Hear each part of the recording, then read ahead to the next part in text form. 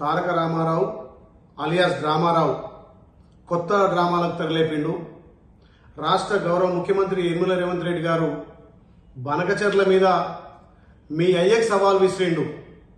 బనకచెర్ల మీద అసెంబ్లీలో చర్చకు రమ్మని చెప్పి మీ అయ్య కేసీఆర్కు సవాల్ విసిరితే నువ్వు ఒక బచ్చగాడివి, నీ స్థాయి మరిచి ఒక రాష్ట్ర ముఖ్యమంత్రి హోదాలో ఉన్నటువంటి గౌరవ ముఖ్యమంత్రి శ్రీ యనమల రేవంత్ రెడ్డి గారిని ఇవాళ ప్రెస్ మీట్కి రమ్మనే దమ్ము ధైర్యం నీకు లేదు.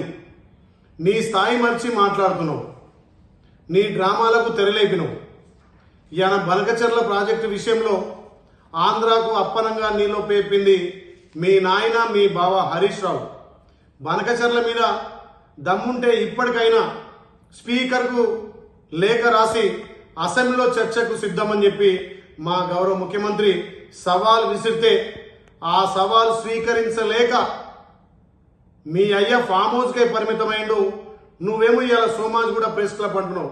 ఒక గౌరవ ముఖ్యమంత్రి, మంత్రులు, ఎమ్మెల్యేలు ప్రజలిచ్చిన తీర్పుతోటి అసెంబ్లీలో చర్చకు రమ్మని మేమంటే నువ్వేదో సోమాజ్ కూడా ప్రెస్ క్లబ్ అని ఇలా చిల్లర మల్లర మాట్లాడుతున్నావు. కేటీఆర్,